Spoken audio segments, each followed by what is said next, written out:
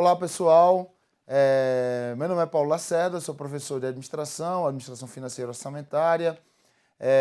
E vamos comentar agora a prova do INSS, Instituto Nacional de Seguridade Social, realizada no último domingo, a banca Funrio. Vamos passar para vocês aqui um gabarito extraoficial, até para fins de futuros recursos, né, com base na aplicação da doutrina e, claro, da legislação brasileira. Bom, a Funrio cobrou da nossa parte, né, que é noções de administração, 6 questões, elas serão comentadas aqui, e aí você tira suas conclusões, se cabe recurso ou não. Claro que você deve ter saído bem, né, nas noções de administração, caíram 6 questões, não foram tantas questões assim, mas uma quantidade considerada, né? Então vamos a elas, então. Bom, a primeira questão é a questão 23, ela fala: a avaliação financeira precisa de matérias-primas, produtos em processo e produtos acabados. Então, é uma área da administração de materiais, né? Ela é primordial para a avaliação do resultado operacional da empresa e de seu lucro, sendo, portanto, uma obrigação fiscal da empresa. A avaliação é feita com base no preço de compra da matéria-prima ou o preço de custo e o preço da saída da mesma. Então, há 2 opções para se fazer essa avaliação de estoques. São as possibilidades para avaliação de estoques: a média, considerado o custo médio, o PEPS, que é o primeiro que entra, primeiro que sai, e o EPS, que é o último que entra, o primeiro que sai. Esses 3 métodos são utilizados para avaliar os estoques dentro das organizações. Essa avaliação é de primordial importância devido à questão fiscal, né, importância da questão legal, mas também a questão gerencial, pois o administrador, por meio dessa avaliação, ele vai acompanhar a evolução ou não dos estoques no decorrer do tempo. Saídas, entradas, no campo do contador, a questão dos impostos e assim por diante. Vamos à questão, então. A avaliação dos estoques pelo custo médio do item tem como aplicação, bom, ele fala aqui na letra A, estabilizar as flutuações de preços. Na letra B, refletir ao longo do prazo os custos reais das aquisições, das compras. C, utilizar o preço médio da aquisição constantes nas notas fiscais. Letra D, trabalhar o preço do dia. E letra E, controlar as flutuações de moedas estrangeiras em caso de materiais e ou produtos importados. Bom, custo médio é um dos tipos de avaliação de estoques mais utilizado pelas organizações, porque você vai utilizar a média das organizações, a média dos preços dos itens que foram comprados, que na hora da sobra, ou seja, o que sobrar da venda, deverá ser registrado pela média do preço do custo unitário. Então, o PEPS, ele superestima o valor do estoque final, o EPS, ele subestima o valor do estoque final, e o custo médio, como o nome já diz, ele consegue encontrar a média dos estoques, né? A média do valor dos estoques. Então, segundo Marco Aurélio Pereira Dias, no seu livro, na sua grande obra de administração de materiais, uma abordagem logística, ele relata que o custo médio tem relação com a letra A. Ele fala que o custo médio do item tem como aplicação a letra A. Estabilizar as flutuações de preços. Ou seja, como o preço pode ser o de ontem mais caro que o de hoje, o custo médio consegue encontrar a média dessas flutuações, estabilizando e equilibrando esse preço. Mas, no mesmo livro do autor, ele fala que a letra B, refletir a longo prazo os custos reais das aquisições, também seria uma questão correta. Então, para fins de prova de concurso, eu acredito que a banca considera a letra A, pois a letra A não há dúvidas, realmente todos os livros você consegue encontrar. Mas na letra B, o livro do Marco Aurélio Pereira Dias, um grande escritor da área, um autor que deve ser considerado para fins de prova, ele fala também que a letra B não está errada. A letra B faz parte, né, de uma das aplicações do custo médio. Então isso aqui já pode ser uma questão de recurso para a sua prova aí. Caso você tenha errado essa questão, você pode entrar com recurso com base no Marco Aurélio Pereira Dias, no seu livro Administração de Materiais, uma abordagem logística, que ele relata justamente que o custo médio reflete a longo prazo os custos reais das aquisições, pois vai fazendo uma média no decorrer desse tempo, no caso aí de longo prazo, ok? Mas para fins de prova, letra A é a correta, levando em consideração que a letra B pode caber recurso, ok? Questão 24. Ele relata: proporcionar ao trabalhador mais oportunidade de vivenciar a responsabilidade pessoal e o trabalho significativo, e também para que ele obtenha mais informações sobre os resultados de seus esforços de trabalho, exige uma série de ações, como combinar tarefas, formar unidades naturais de trabalho, ou seja, que o trabalho não seja uma coisa impositiva, estabelecer relações com os clientes, que ele não fique só naquele trabalho mecânico, imprimir carga vertical, ou seja, que ele sempre faça uma tarefa mais importante e mais complexa que a anterior, e abrir canais de feedback, que são canais de retroalimentação, de troca de ideias, de troca de compartilhamentos. Bom, isso aqui é a área de gestão de pessoas, claro, então ele fala: a denominação que se dá na área de recursos humanos a essa iniciativa por parte das organizações é, letra A, efeito halo. Efeito halo é quando você generaliza o comportamento humano e considerado, inclusive, uma disfunção da avaliação de desempenho. Não tem nada a ver, né? Clima organizacional? Bom, clima organizacional não deixa de ser uma questão interessante para o texto, né? Não está assim tão dissociado. Mas o clima é a atmosfera, né? O ambiente psicológico onde as pessoas trabalham. Então, por ser uma questão mais subjetiva, acredito que a letra B não seja correta. Enriquecimento do trabalho, chamado job engagement, eu acredito que essa resposta seria a correta, pois enriquecimento do trabalho, enriquecimento, né, dos cargos, fazem com que as pessoas se sintam importantes no trabalho. Característica essa que está no texto aí do examinador. Pirâmide de Maslow não tem nada a ver, porque a motivação do Maslow é uma motivação com base na necessidade do ser humano, coisa que não foi relatada aqui no texto. E teoria dos dois fatores, que é o do Hesber, também não é considerada, pois a teoria dos dois fatores considera que as pessoas são motivadas por aspectos intrínsecos, né, do cargo, coisa também que não foi relatada no texto. Então, acredito que a letra C é a correta, né? Essa não há controvérsias, acho que a letra C realmente é a mais correta, é a correta mesmo. Questão 25, ele fala aqui de administração financeira. Ele fala assim: os riscos podem ser definidos com a probabilidade de que algum evento futuro venha a ocorrer, nesse caso aqui pejorativamente. Portanto, a análise de risco envolve a identificação de mudanças potencialmente desfavoráveis e o impacto esperado sobre a organização ou a carreira. Em termos gerais, há 3 maneiras diferentes de gerir riscos, a saber: letra A, comprar seguro, ou seja, fazer uma compra segura, com planejamento. Administrar proativamente os ativos e os passivos. Proativamente é agir antes do problema acontecer. E os ativos são chamados riscos operacionais, o quão de ativo você vai ter e qualidade desses ativos. E os passivos, chamados riscos financeiros, que são os riscos dos tipos de dívidas que você contrai. Dívidas com banco, divididas, tamanho dos juros a pagar e assim por diante. E fazer operações de cobertura. Operações de cobertura são operações que vão, de certa forma, cobrir de forma subjetiva o lapso temporal entre o dia do investimento e o dia que vai sair a volta do investimento, ou seja, o dia que vai voltar o investimento para você. Do dia que você investiu ao dia que vai voltar o investimento, há um lapso temporal considerado. E esse lapso temporal deve ser suprido pela própria organização, por meio de outras operações que tenham aí de equilibrar e equalizar esse lapso temporal. Então, acredito que essa já seria a resposta correta. Por quê? Porque as outras questões estão reduzidas. Elas não chegam a estar erradas, elas estão reduzidas. Vamos lá na letra B.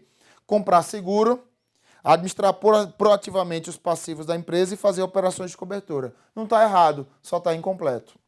Letra C. Comprar seguro, administrar proativamente os ativos e fazer operações de cobertura. Não está errado, está incompleto em relação à letra A.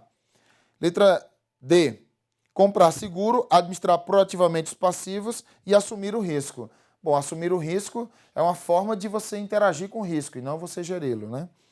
E letra E, comprar seguro, administrar proativamente os ativos e assumir os riscos. Então, notem que a letra A é a mais completa de todas, ficando ela como a correta para esse gabarito extraoficial, ok? Letra A, então, 25. Vamos ao 26. Considerando as características, é uma ferramenta da qualidade. Segunda, é utilizado para visualizar o que acontece com uma variável quando outra variável se altera. Para saber se terceira característica, para saber se as duas estão relacionadas. Quarta, utilizado para verificar a relação de causa e efeito. E a última, é construído de forma que o eixo horizontal, o eixo X, represente os valores medidos de uma variável. E o eixo vertical, o eixo Y, represente as medições da segunda variável, as medições. Então, esse texto, esses 5 textos aí, essas 5 características, fazem referência a qual ferramenta da qualidade, que é muito utilizado também na gestão de pessoas, na gestão de recursos humanos. Descrevem ou descrevem a letra A, diagrama de Chikawa. Bom, o diagrama de Chikawa não tem 2 eixos, né? Então, acredito que a letra A não esteja correta, até porque a relação entre causa e efeito não é a relação onde uma coisa varia na outra, né? Diagrama de dispersão, vamos falar daqui a pouco. Letra C, carta de controle. Letra D, capacidade do processo. E letra E, folha de frequência. Notem que a letra A e a letra B, diagrama de Chikawa, diagrama de dispersão, respectivamente, ficaram lado a lado, né? Pelo menos nessa prova aqui, nesse tipo de prova. A letra A, diagrama de Chikawa, ela está correta para algumas características, mas quando ele fala, principalmente, represente, na última característica, é construído de forma que o eixo horizontal, X, represente os valores medidos de uma variável e o eixo vertical representa as medições da segunda variável às medições primeiras, deixou o diagrama de Chikawa fora, né, do contexto, o que dá a entender que o diagrama de dispersão ele é o mais correto para essa questão. Vamos ao quadro? Vamos ao quadro para a gente fazer aí. Bom, o que a gente pode falar? Diagrama de dispersão. Vamos falar sobre o diagrama de dispersão.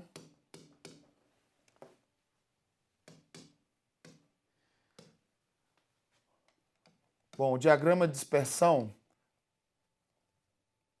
ele é utilizado em situações onde você quer comparar uma variável com outra. Bom, nós temos aqui em regra duas variáveis, x e y, e nós temos aqui, por exemplo, a relação entre eles, entre essas duas variáveis. Bom, se a relação está nesse contexto, onde os pontinhos estão bem em entropia, podemos dizer que essa relação tem uma correlação fraca. Provavelmente, o x ele não influencia y e vice-versa. Numa segunda situação, de novo x, de novo y, a relação ela se mostra um pouco mais coordenada.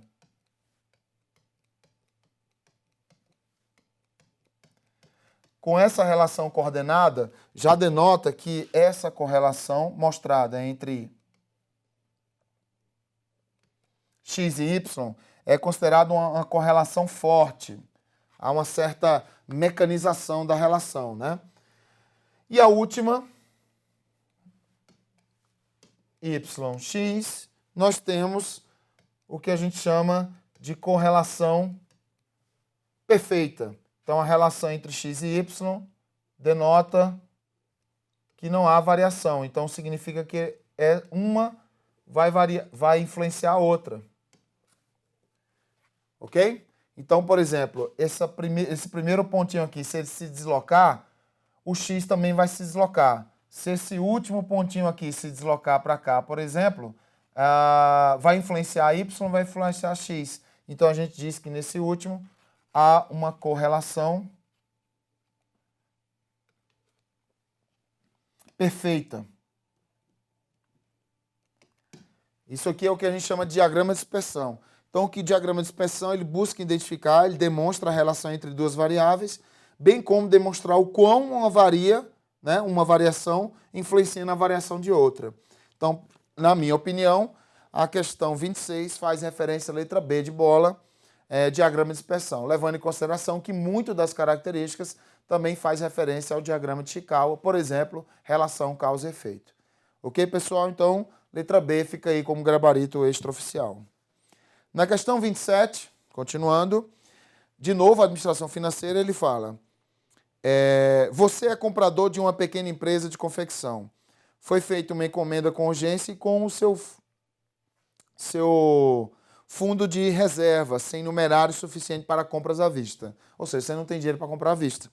Dessa forma, você procura não só as melhores condições relacionadas com o preço do produto, mas também com o melhor prazo para o pagamento.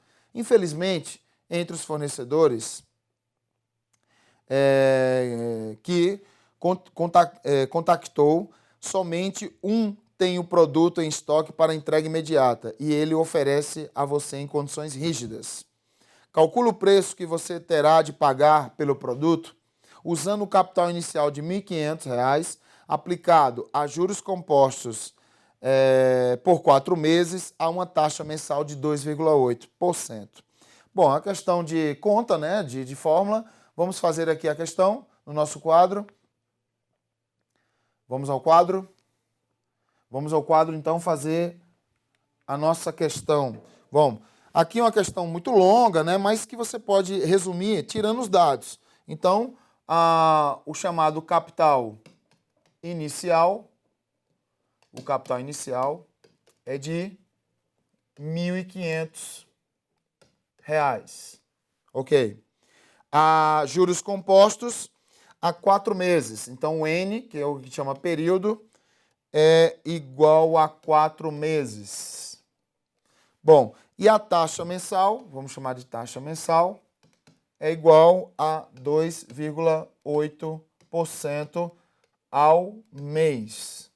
Bom, um dos primeiros erros em prova é quando o período está em meses e a taxa está em ano, por exemplo. Como aqui está em meses, não precisa converter. Não há conversão, não há necessidade de converter. Então, esses são os dados.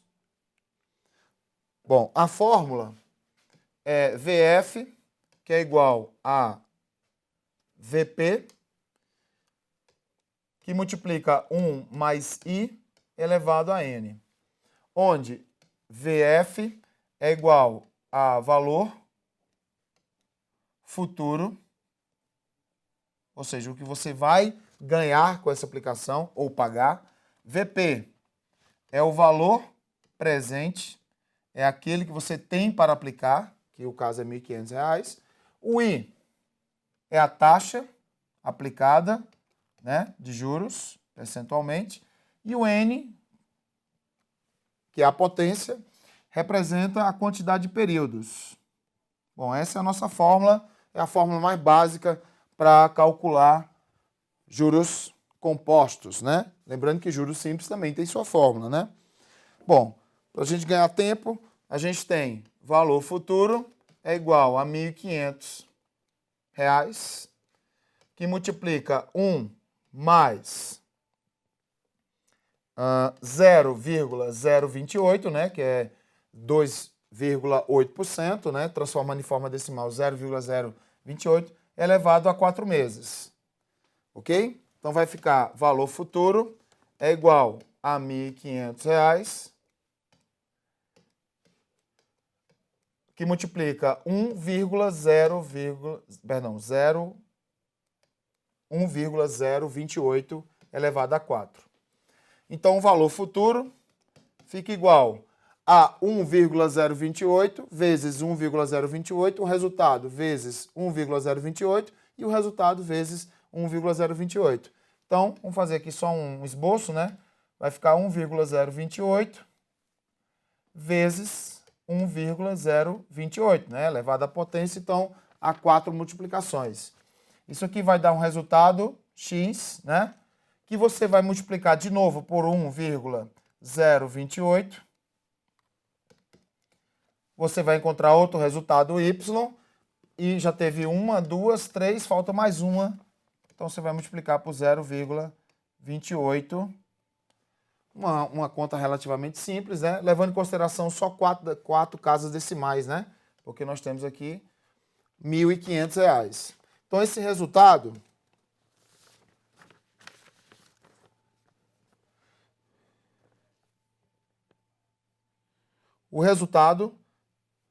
vai dar R$ 1.500